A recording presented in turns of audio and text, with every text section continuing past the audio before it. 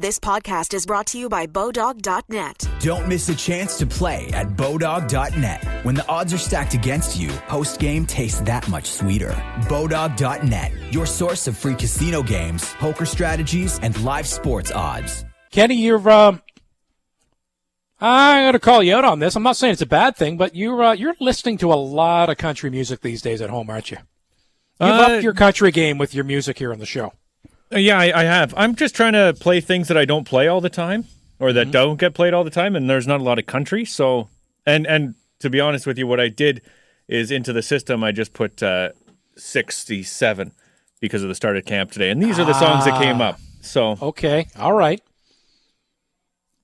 Now, just what it is. What have you noticed with punching in 67? Like, why would that song come up when you punch in 67? That song, because of the way that it's labeled to the system. See, this goes back to this. We try to guess your themes. Yeah. Like, it was impossible. Yeah, no, absolutely. I didn't want you to guess this. It's just, it's for me. And we had. It's for me. It's for me. We had 867-5309. So that was an easy one to figure out. And I know people have heard me say this a million times, but every time I hear it, I got to repeat it again. Back in the day, because I'm old, before you had to dial 613 in this town, you could just dial the 7-digit number. You could dial that number, and it was a real number in Ottawa. And whoever had that number, they just had it set up to go right to an answering machine and play the song. It was glorious. Anyways, go ahead.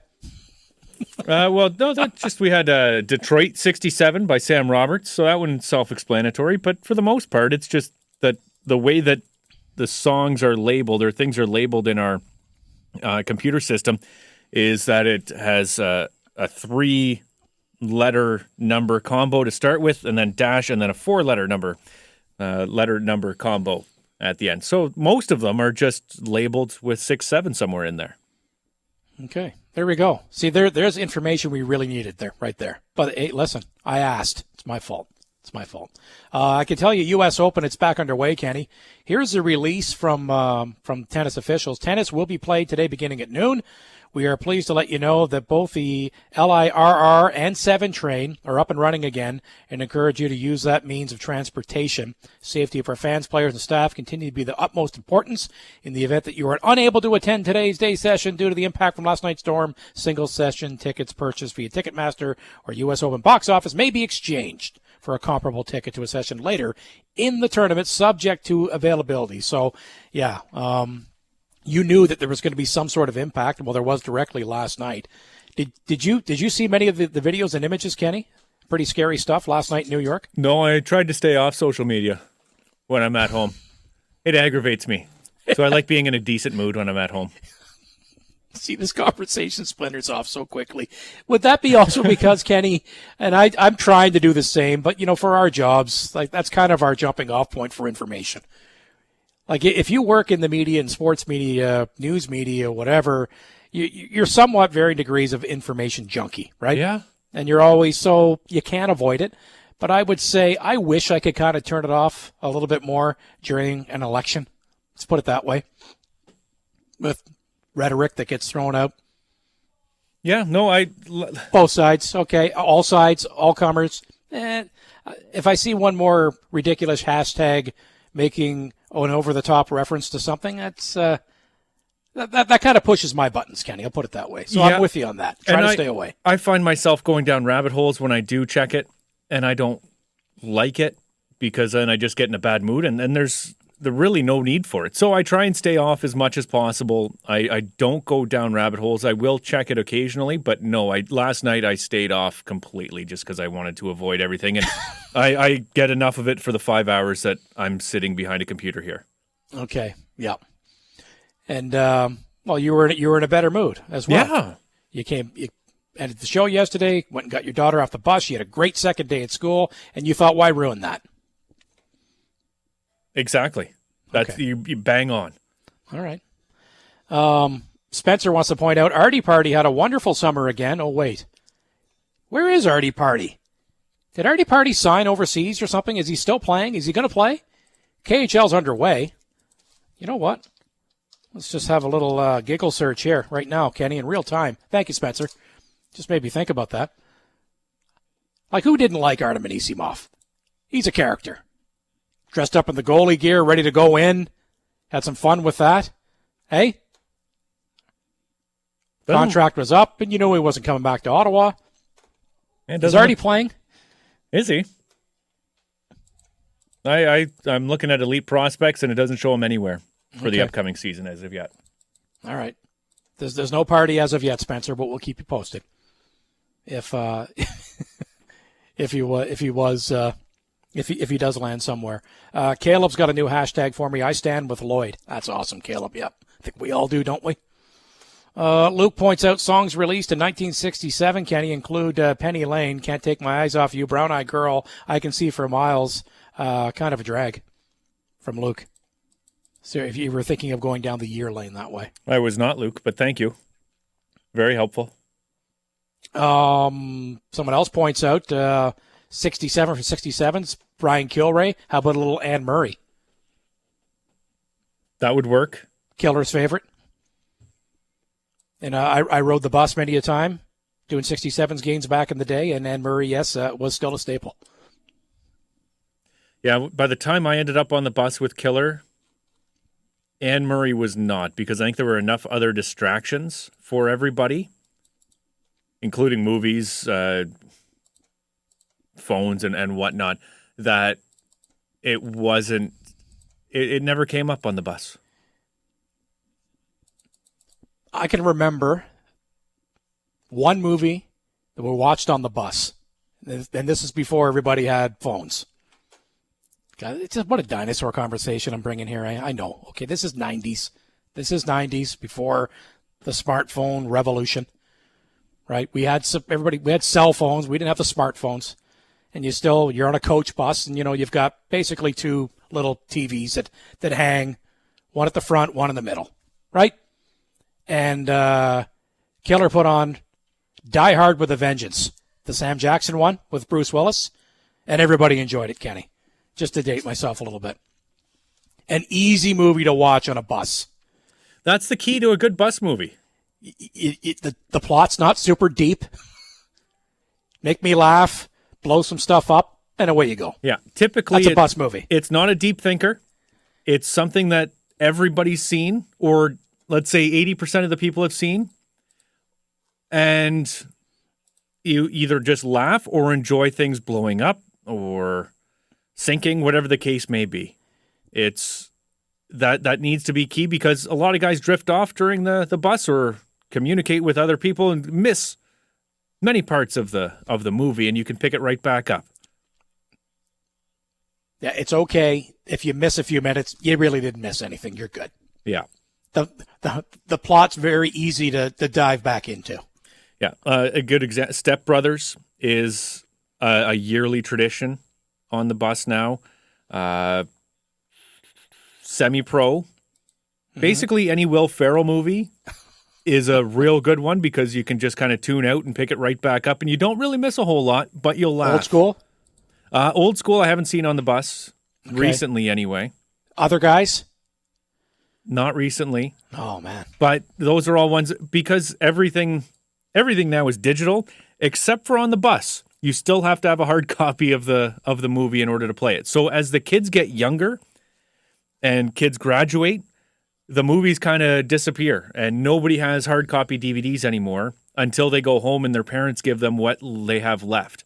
And then they'll come back with 5 or 6, or the parents will drop some off at an away game type of thing, and then we'll have movies for the way home. Are there monitors on the bus these days, Kenny, that have an HDMI port where you could Chromecast, somebody could do something from their phone and throw it up onto the screen? I'm sure there are buses like that, but the buses that we ride right now, or the bus that we ride right now, no. As of 2 years ago, there was not that option. And maybe it's been upgraded. Okay. But it would be wonderful if you could just plug in an HDMI, put the phone in, put whatever the case may be. That would be lovely. Maybe there's an upgrade. Well, then again, though, maybe it wouldn't be lovely. Maybe keeping it lower tech is better, because if that had the ability, it had everybody wanting to stream what they've got through their streaming service from their phone, and you have more fighting about what you're going to watch. Doubtful. Whereas you got less options if you go low tech. Maybe, but it's pretty democratic about how they they vote upon the movies and what gets played. Typically, it's first or the younger players who bring the movies, bring the DVDs, and then it gets put to a vote for everybody. And the coach always has the option to veto the vote. Yes. Which is always the case. And it works its way up to the front of the bus. So the older players are typically at the back, and the staff is at the front. So it gets discussed at the back, and it gets moved forward. I'm up there as well near the front, and as it gets to the trainers, the equipment manager, okay, well, they have a higher say than what the players do, so it kind of gets whittled down, and then they'll put 2 or 3 up to the coach. And oftentimes the coach will say, I don't care, whatever's most popular. But every once in a while, there's a movie there that coach hasn't seen or wants to see again, and that one gets put on. Brent points out, yeah, I knew once I started, Brent, I'm throwing myself under the bus. No pun intended. Wow, Steve, with that on the bus story. Thought you were going to go all Grandpa Simpson onion on my belt. You pretty much did. It's okay. It's all right. It was a few years ago. When I started riding the bus, when I was doing 67's games, it was last century, Brent. But that's okay. All right, life moves along. It's all good. Lots of Anchorman. Somebody is Anchorman been shown on the bus? Come on, it has, but right. Again, not in recent memory. All right. Typically now it's all individual screens as well. Okay. So everybody watches what they want, and you can have multiple earbuds going to watch the same thing. So. It's all individual for the most part now, but every once in a while the group movie will go on. And years ago, Marcus did text in, what about Eastbound and Down on the bus? We did play the series, but series are tough to get going because it's just more difficult to keep it going. It really is. In front of a big group like that, to remember where you left off and to actually pick it up where you left off and to everybody wants to watch it at the same time, it's not as easy as it would seem. Well, there's some people that if they were into it, if they're not at the same spot, they don't want to watch it and ruin it for themselves as well. Exactly. All that. Or it all comes in. Or you get the Todd Whites of the world and you just want to watch 15 minutes of a movie at a time.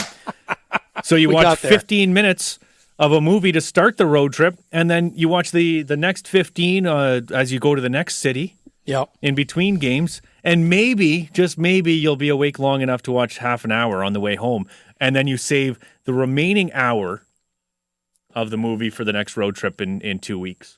I was wondering who was going to get there first, and it was you to that reference. I had to beat Caleb there. Well, yeah, thank you. And just reminding me, I've got to ask him here. What movie? No, this is what it was. You remember, how many years ago was this, Kenny? I had never watched 24. And that's like his favorite series. Kiefer Sutherland, 24. I never watched it when it was new, right? When it was the weekly show. And it was very popular. Just one thing I never got into. I said, okay, I'll watch it. And I got the pick. I said, you got to watch Bull Durham. He'd never watched Bull Durham. I watched the entire series. I even watched the comeback year that they did a number of years ago. And he hadn't even seen that. I watched it all. And he watched Bull Durham right up to the point where Crash and Nuke meet for the first time at the bar. And he dares him to throw the baseball, and he misses him, and he breaks the window. I think that's about as far as Whitey made it in the movie, and I don't think he ever finished it. It's been a few years, Kenny. It's been a few years. I watched an entire series, and then all he had to do was watch one sports movie, as we're at a sports radio station, one of the most classic sports movies ever made, and he couldn't finish it.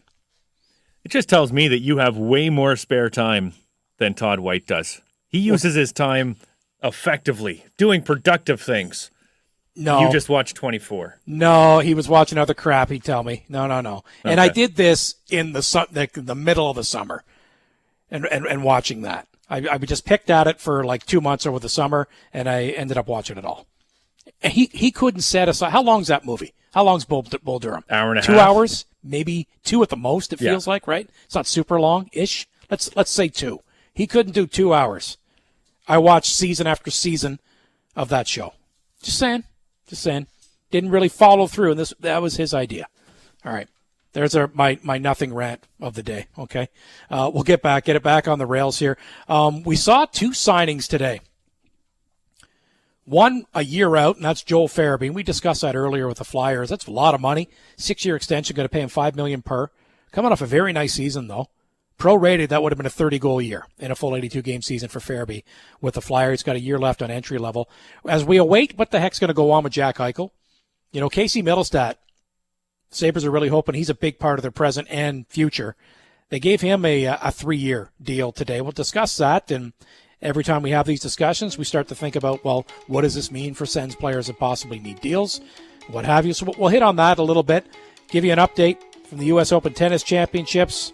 East Lake's getting underway, final 30. Canada's in action for a run of games that start tonight. On to the next stage, trying to qualify for the World Cup in Toronto. Going to play Honduras. Our good friend AJ is heading down as a fan. Had a hit with J.R. and Simmer this morning. I know the McCoy brothers are going with them, so apparently, sounds of it, AJ's making them drive because he's also got to do his prep work to call the Red Blacks game tomorrow night. And congratulations to everybody. We gave away 10 pairs of tickets yesterday. Want to get yours? Limited supplies. You can't fill the stadium under the restrictions in the province right now. But that's the next one. It's tomorrow night, one day away. Walkthrough is happening today. I know Bunda's down there. He's going to pass along some notes from that. Depth chart is out as well, so we'll start to tee up Alouettes and Red Blacks. And also, it's day one of Ottawa 67's training camp. Dave Cameron's going to join us coming up at 1 on In the Box on TSN 1200.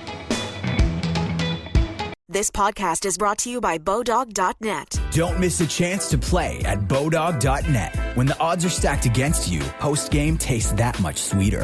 Bodog.net, your source of free casino games, poker strategies, and live sports odds. See, now you got me thinking, you punch in 67 into your system, how do you get Billy Idol Dancing with Myself with 67? I wonder how that works. Well, because the system code is ML0-CL67. It's boring. Okay, I should have asked. No, it's dumb. All right, depth chart's out for the Ottawa Red Blacks for tomorrow night's game against the Montreal Alouettes. Well, it's all about the offense. Okay, at this stage of the season, I could go through the depth chart and who's where and what have you, but okay, I'll mention this. Nolan McMillan is listed as a starting right guard, so that's good. Getting a little healthier on the offensive line.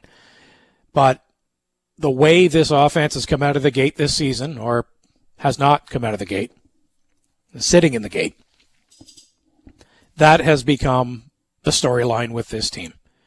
To the point where the coach was very frustrated. And it's always tough when you're coming off a loss, especially when you know and how frustrating it is as to why you lost the game. You got to speak to the media right away. And Paul LaPolice was not happy last Saturday night. Use the word unacceptable.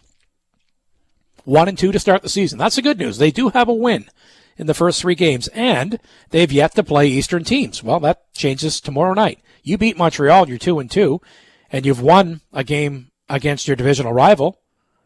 Things look a lot better.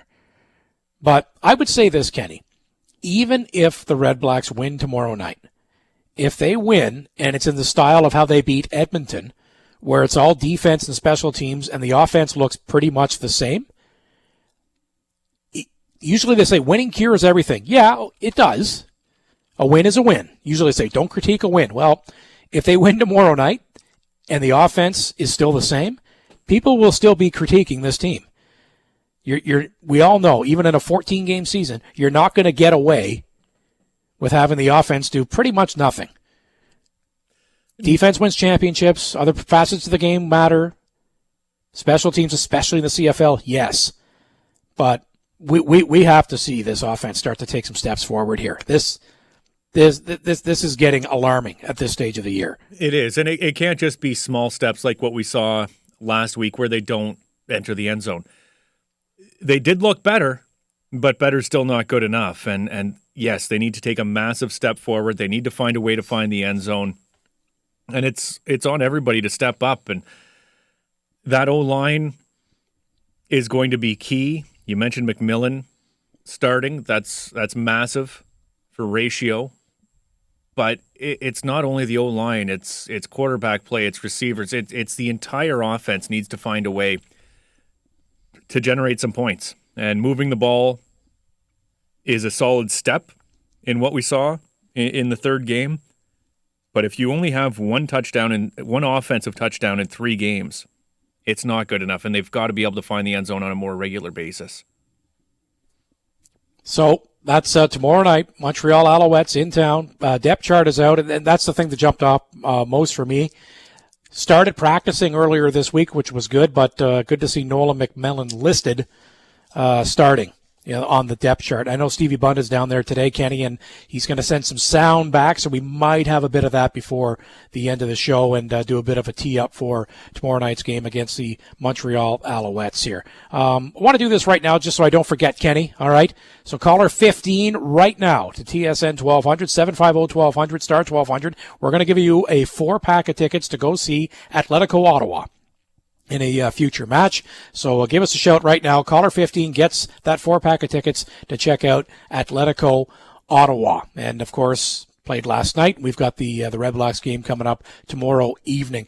Our friend JR has sent on some lines here we can have a little bit of fun with. Grey Cup odds have been released here. It's not being kind to the Red Blacks, maybe because they're watching the offense like we are at this stage of the season. The worst odds to win the Grey Cup. So if you believe in the Red Blacks, because you know what? The defenses look good and the special teams looks good. This could be a value bet if they can figure it out on offense. You never know. But the Red Blacks are 18-1 right now. Listed as 18-1 for the Grey Cup. Best bet, Saskatchewan Roughriders at 7-2. 15-4, Bombers. Ticats are 9-2. Argos, Lions. So the Argos are 6-1. Lions are 8-1. Stamps 9-1. Elks 10-1. Owls 10-1. Then at the bottom, the Ottawa Red Blacks coming in at 18-1 to win the Grey Cup. Like I said, if you believe that, Paul LaPolice, he's also the offensive coordinator, that's where he's really known as an offensive mind in this league. They can turn the offense around. Maybe you get a little bit of value with a bet like that. So we'll have it tomorrow night on TSN 1200 when the Montreal Alouettes are in town to take on the Red Blacks. I mentioned Casey Middlestat in the last segment as teams are picking away at it here. There's a lot of RFAs around the league, still need deals, and there's also some UFAs. Well, the Buffalo Sabres this morning announced that they've signed Casey Middlestat to a 3-year deal. AAV is 2.5. He's played 155 games so far in his NHL career. He's got 61 points. Last year, 41 games, 10 goals for 22 points here. This was a player that was really impressive coming through the U.S. development program at the U18s, at the World Juniors, first-round pick of the Sabres. Maybe didn't take off immediately the way some had hoped here. Where do you see Casey Middlestat filling in? Can he legitimately be a point producer for the Buffalo Sabres? Because they're going to move on from Eichel. They're going to need that down the middle of the ice here. Can he be a part of that truly point-producing top 6 with the Sabres, and they sign him to a 3-year, $2.5 million deal? To be honest with you, I haven't seen enough. The hype around him coming out of the program and Minnesota high school was massive, and going to the USHL where he put up points as well. But for those players who do go to high school and put up massive points, there's always a question mark for me. And I haven't watched enough Buffalo Sabres games, because why would you? To get a true evaluation of where he is. I'm telling Jack Quinn. I'm telling him. Yeah, well, he hasn't played there yet. I'm telling him anyway. Yeah, go ahead. I tell him that as well. I will be paying more attention to the Buffalo Sabres, but at this point, I haven't been, and I don't know where he'll fit in, and I don't know that true NHL point producer and what he could be. Based on everything that I've heard and that I saw from him before he reached the NHL, yes, he should be that guy, maybe not replace Eichel, but can supplement some of the offense that's leaving. But again, I haven't seen enough. from my viewings of him to make a real statement on whether he can be. You've probably watched more Buffalo Sabres games than I have. What's your read on it? Maybe it's because I was expecting maybe a little bit more sooner, but that was based on when he played at the 2018 World Junior, I want to say it was. I thought he was so impressive for Team USA. Like you could tell he was on a different offensive level than most players in the tournament. He looked really, really good. And it's fine to say that you can do that there. And usually when you look that good at that tournament, especially offensively, there's a pretty good chance that's going to be able to translate to the NHL at some point. Now, it's not like he came in and he was awful right away. This is still a young guy, right? But I know that there were some question marks about, how much strength he could add to his frame to do that at the next level. But the offensive ability, the pure offensive talent's there for him. And I just bring it up because everything links back to what they do with Eichel. When does that move happen? What's the return for that move? Whenever it does happen, just because of the next situation, it's going to be predominantly a futures trade with contingencies built in based on, you would think, his games played and how he does at his next destination, wherever that is. But, in the meantime, they're turning it over again in Buffalo, right? Now, Mittelstadt is one of their, I guess, older prospects, you would say now, just because they're counting on Dylan Cousins and they're counting on Jack Quinn and Owen Powers going back to school. And they're counting on him when he comes out, presumably maybe at the tail end of this upcoming season after he's done at Michigan as well. But once they do turn the page on Eichel, like that is totally going to be the end of the last rebuild era. And now you're turning it over again. And they just gave Mittelstadt a 3-year deal. Like, not a ton of money, but that's more of a prove it again bridge kind of a contract here. So I'm just curious to see how that's going to play out, because we know what they're really counting on. They're counting on Power coming and in tandem with a guy like Dahlin. They hope they got 2 stud defensemen for years to come. And they hope that Jack Quinn can really turn into a prolific goal scorer at the NHL level, and Dylan Cousins can be that great two-way center for them as well. But, Mittelstadt is still, I don't want to say holdover, Kenny. It doesn't make it sound, but he is still of the past regime and era, and they're counting on him to maybe pick up the slack really in the immediate future as well, once they end up officially moving on from Eichel. Well, it's going to work out that way anyway, because Eichel's not going to be ready to start the season regardless, right? Like, he's not going to be there. Even if he's still technically a member of the Sabres or not, he's not going to be ready to play. He's going to have this surgery, you would think, at some point. And it's just a matter of which type of surgery he's going to have and how much time he's going to miss. But apparently he's in Montreal, right? He's at the BioSteel camp. I still can't wrap my head around that whole situation and what's going on with Eichel. I get it to a certain perspective, from a certain aspect of it, but it just, how it's been handled by the Sabres, and even to a certain extent by Eichel, is just, there had to have been a better resolution than where we're at now. And it sucks for them, because when you have a player of Jack Eichel's talent, you need to take advantage of that. And what happens off the ice and in the locker room, I don't know. I don't know all the rumors about Eichel and not being a great team guy.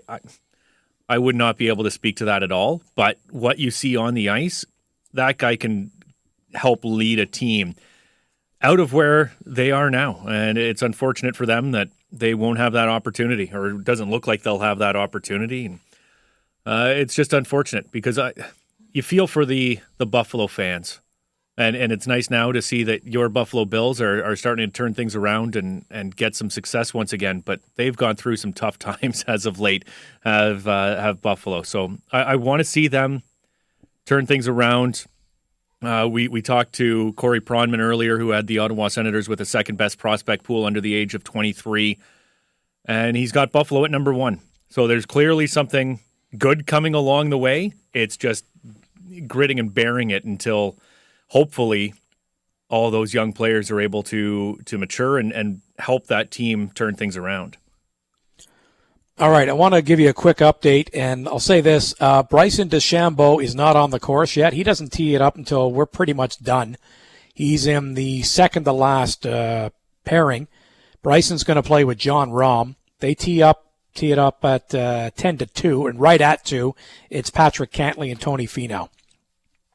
At East Lake, PGA Finals getting underway, final 30. Cantlay is starting at 10 under par. Finau's at 8 under, DeChambeau 7 under. Rahm's at 6 under, Cameron Smith 5 under, that's Creature. Justin Thomas and Harris English, Abraham Answer, Jordan Spieth, Sam Burns at 4 under, and it goes down from there. Well, some players are on the course, including the lone Canadian, who started in a tie for 21st and starting at 1 under par. Corey Connors, he's played one hole and he parred it, so he still remains at 1 under par. But what we're really looking for is, because I want to get to some comments that were made. Rory McIlroy spoke to this and some other players, but I'll get to what Rory had to say in just a second here.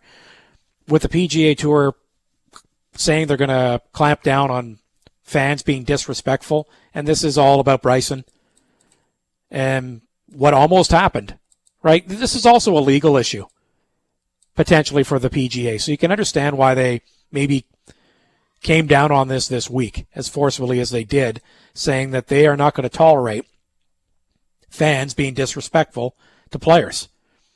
Doesn't mean you necessarily have to swear, but any over-the-top taunting or what have you, because we almost had an incident where a player went after a fan physically. After DeChambeau lost on the 6th playoff hole to Patrick Cantlay at the BMW on Sunday night, fan yelled Brooksy, and he'd heard it all day. He turned on the fan, started walking towards the fan, thought better of it, thankfully for all involved, and walked away.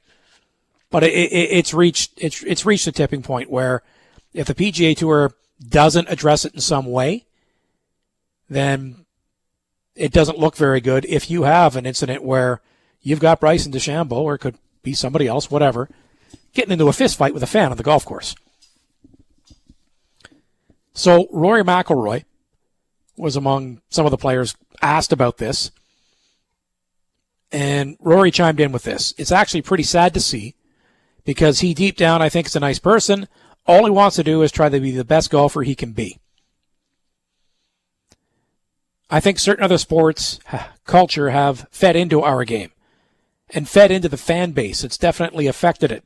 People will make the argument that, well, it happens in every other sport, but I would say that we're not any other sport, and I think golf should hold itself to a higher standard. I mean, the players are certainly held to a higher standard than other sports, so why wouldn't our fan base be?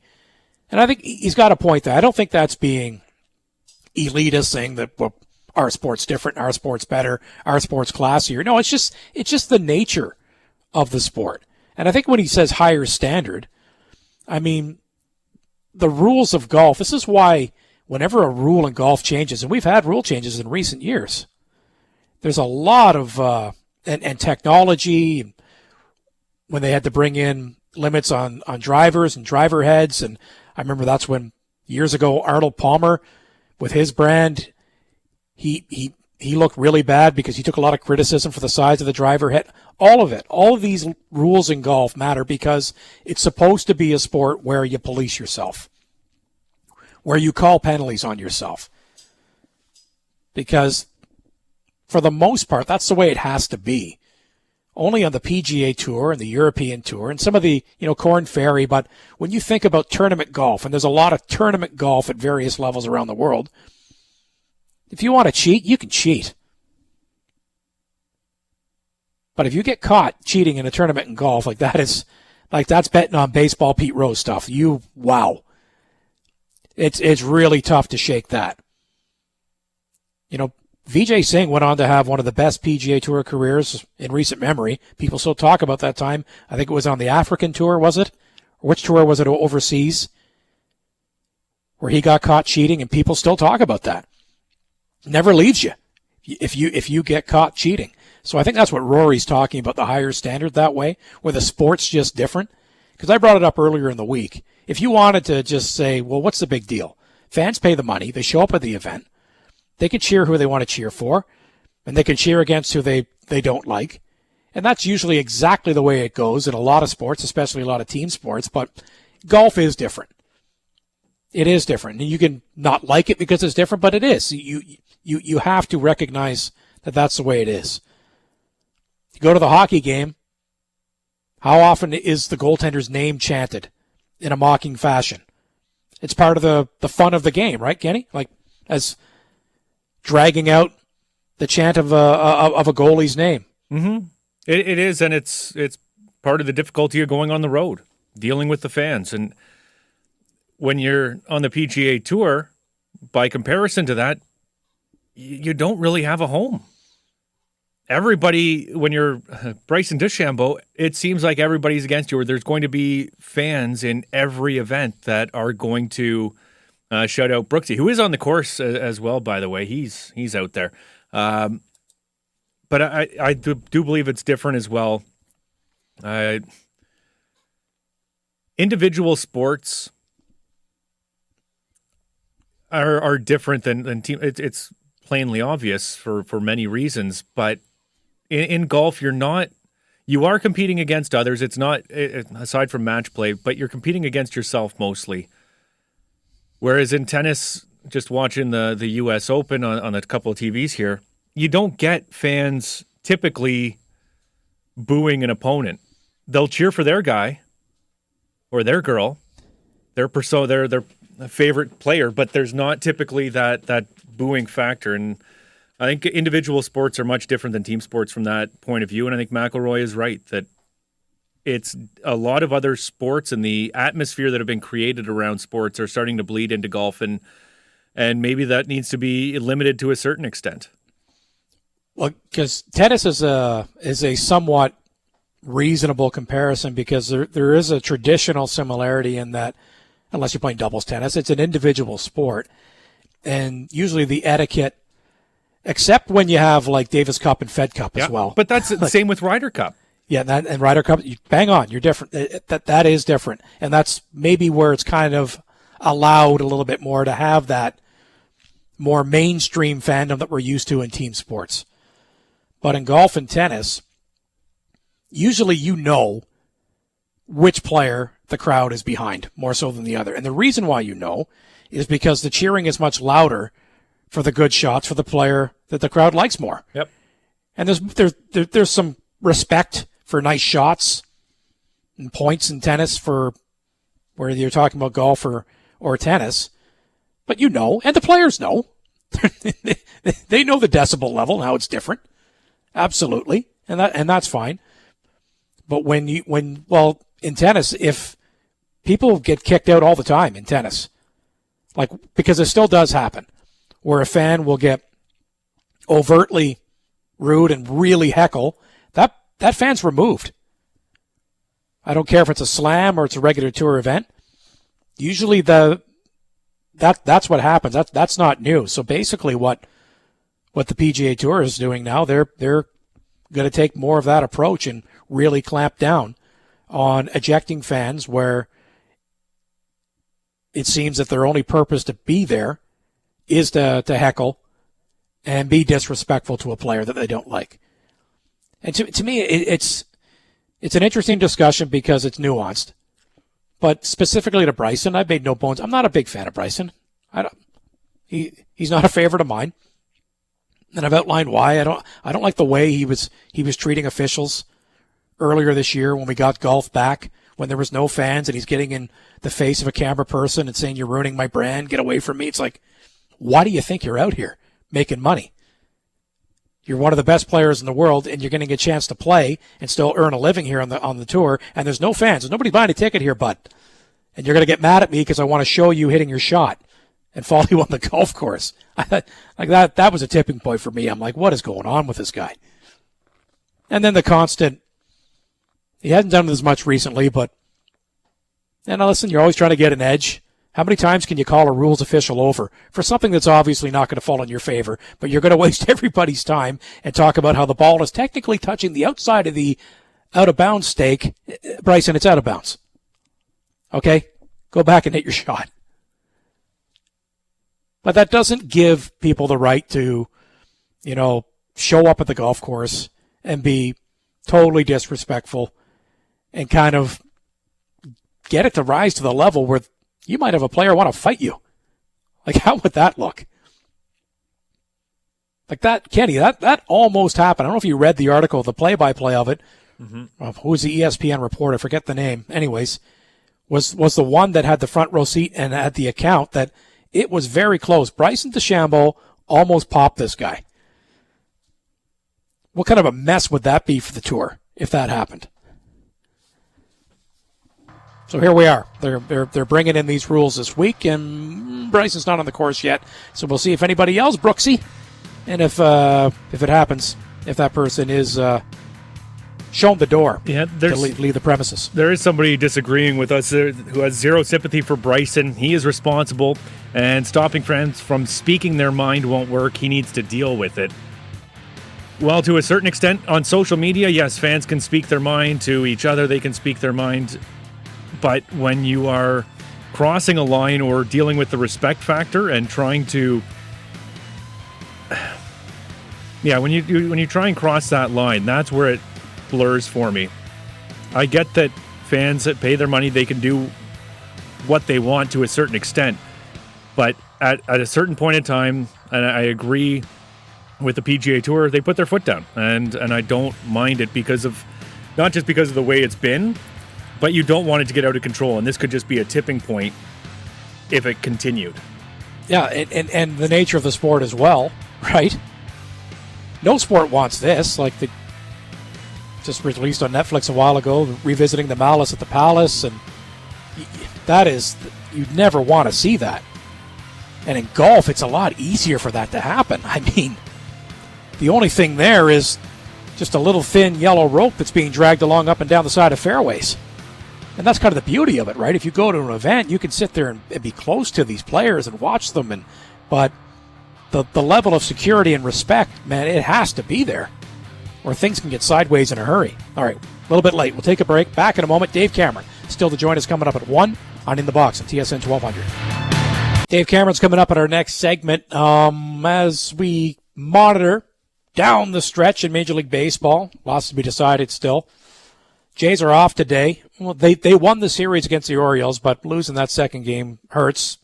They could be in this off day right now at this time of the day, sitting 3.5 back of Boston in the wild card chase, but they're 4.5 back of the Red Sox. Toronto will continue the homestand tomorrow night, and they're taking on Oakland, and that's a team that's one of the teams between them and Boston, Kenny. Oakland's 2 back of the Red Sox right now. Seattle's 3.5 back. Toronto's 4.5 back. So tough set against Oakland gets underway tomorrow night. Now the Red Sox wrap up a series in Tampa this evening. They won last night. The Red Sox did. That's where the Jays did not pick up any ground. And Oakland, that is currently 2.5 games ahead of the Jays, they're wrapping up a series in Detroit this afternoon, and I think first pitch is in about 10 minutes. So I caught the back half of the game last night, where they scratched it out. Sack fly got it done. Romano came on for the save. Absolutely had to win the series, and I still think probably maybe had to sweep it. It's going to be tough for the Jays to really, make this push, and we keep talking about it. It's shown signs, like Vladdy had the 2 home run game a couple games ago, but it's still about the offense, right? Like if they're just not clicking up and down that lineup right now.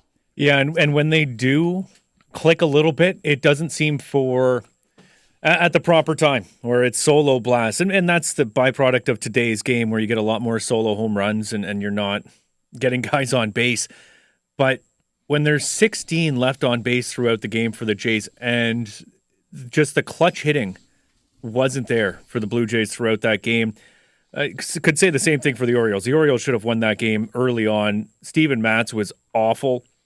I think I tuned in the second inning, and bases were loaded, and he couldn't find the strike zone. It was 50-some-odd pitches through the first 2 innings, was really struggling, but key pitches at key times, able to get him out of it, only allowed 2 runs over 5 innings. But then the bullpen, once again, first 2 guys out of the bullpen allow a run each. There's just so many inconsistencies with this Blue Jays lineup right now, both offensively, in the bullpen. For the most part, the starting pitching has been fairly solid as of late, but clutch hitting is going to be massive come this last month of the season. And been saying it all year long, trying to find a way to get a few innings out of the bullpen while not allowing runs is crucial.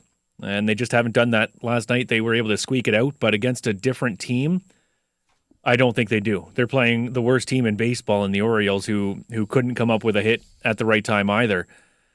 They can't play that way against the Athletics coming up. They need another series win. They need to win every series from here on out to have a chance at reaching the postseason. Do you think that it's an absolute failure of a season if they don't make the postseason? No. Or is it because the Berrios trade, that's a team control trade. They gave up a lot to get him, but he's not just here for now. Are they kind of maybe a year early? Like if it's this time next year and they're scratching and clawing and not making it, it's a bigger issue, is it not? Absolutely.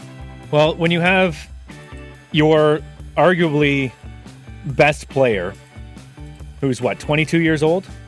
23 years old? And Vladdy Guerrero Jr., the entire core of this team is basically under 25. And yeah, there's a few older pieces here and there throughout. But that's what they're building towards. And I think another step forward for Vladdy, where he's competing for the Triple Crown. Unlikely that he'll get it, but he's been there in all three categories throughout the course of the season. Bo Bichette has had a great learning year as well, a full season for both those guys. It's a step along the way, and it's a step in the process that they need to make, or that they needed to make, before making that eventual push for the playoffs year after year after year, hopefully, where they're led by Guerrero and Bichette and the other kids who are coming up. And I'm hoping, as a lifelong Jays fan, I'm really hoping the Jays are starting to get something. But to me, it's not a disappointment this year if they don't make it. All right. Never a disappointment to speak to our next guest, the former head coach of the Ottawa Senators, and now the brand new head coach of the Ottawa 67s. It's day one of camp. Dave Cameron joins us next on In the Box on TSN 1200.